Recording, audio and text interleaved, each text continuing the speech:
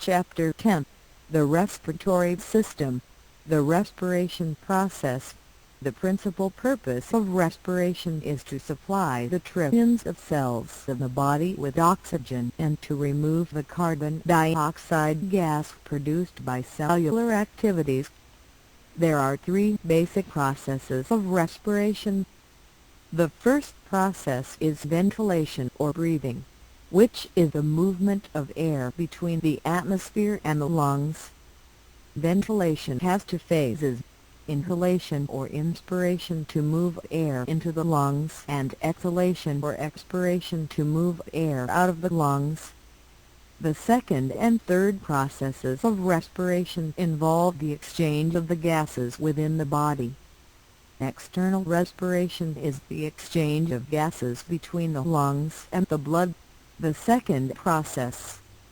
The third process is called internal respiration, which is the exchange of gases between the blood and the body cells. When the diaphragm and external intercostal muscles contract, we breathe in. This occurs because as the dome-shaped diaphragm contracts, it moves downward and flattens, and the height of the thoracic cavity increases. Simultaneous contraction of the external intercostals lifts the rib cage and pushes the sternum forward. The lungs get stretched to the larger size of the thorax. Gases within the lungs spread out to fill the larger space, resulting in a decrease in gas pressure, causing a vacuum that sucks air into the lungs. This is inspiration. As the diaphragm and external intercostals relax, the rib cage descends, the space decreases, and the gases inside the lungs come closer together. Pressure increases, causing the gases to flow out of the lungs. This is expiration, and we breathe out. This is mainly a passive activity. When we force air out, the internal intercostal muscles contract to help further decrease the size of the rib cage. As you can see, this is the two phases of ventilation: inhalation and exhalation. The pressure of a gas will determine the rate at which it diffuses from one area to another. Molecules move from an area of high concentration to an area of low concentration. In a mixture of gases, like the air, each gas contributes a portion of the total pressure of the mixture. The partial pressure of a gas is the amount of pressure that gas contributes to the total pressure and is directly proportional to the concentration of that gas in the mixture. There is 78% nitrogen, 21% oxygen, and 0.04% carbon dioxide, and the rest the mixture of other gases. Because air is 21% oxygen, it makes up 21% of atmospheric pressure, 21% of 760 mm Hg. We can abbreviate the partial pressure of oxygen as PO2 plus 160 mm Hg and carbon dioxide as PCO2 plus 0.3 mm Hg in air. When a mixture of gases dissolves in blood, the resulting concentration of each gas is proportional to its partial pressure. Each gas diffuses between the blood and its surrounding tissues from areas of high partial pressure to areas of low partial pressure, until the partial pressure in the areas reaches equilibrium. The PCO2 in capillary blood is 45 mm Hg. The PCO2 in alveolar air is 40 mm Hg.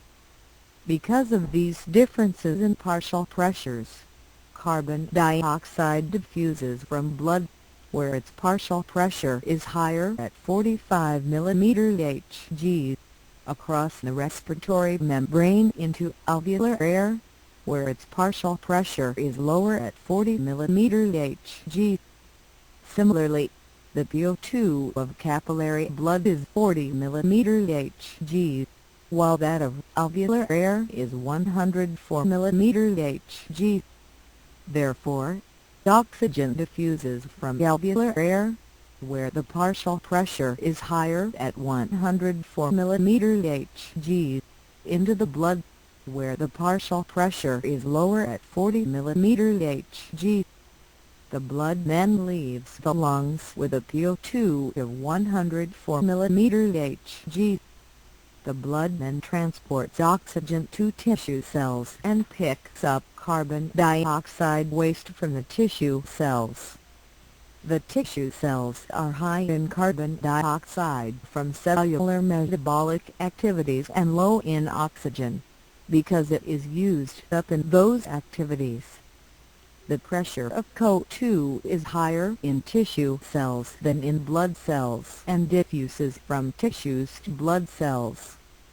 The blood cell is higher in O2 levels than the tissue cells. Thus, the pressure of O2 in blood is higher and diffuses into tissue cells, where it is lower. Recall that it is the iron atoms in heme that carry the oxygen and the protein globin that carries the carbon dioxide. The hemoglobin molecule in the red blood cell transports these gases. As you can see, this is the respiratory pathway of oxygen and carbon dioxide. Lung capacity. Lung capacity is the lung volume that is the sum of two or more of the four primary, non-overlapping lung volumes. There are four lung capacities.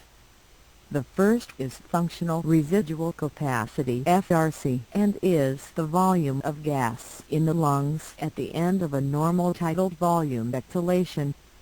The FRC is equal to the residual volume plus the expiratory reserve volume. The second is inspiratory capacity (IC) and is the maximum volume of gas that can be inhaled from the end of resting exhalation. It is measured with a spirometer and is equal to the sum of the tidal volume and the inspiratory reserve volume. The third capacity is total lung capacity (TLZ). It is the volume of gas in the lungs at the end of the maximum inspiration. That equals the vital capacity and the residual capacity. The fourth capacity is the vital capacity (VC). It is the maximum volume of air that can be expelled at the normal rate of exhalation after a maximum inspiration. This represents the greatest possible breathing or lung capacity. That equals the inspiratory reserve volume plus the tidal volume plus the expiratory reserve volume.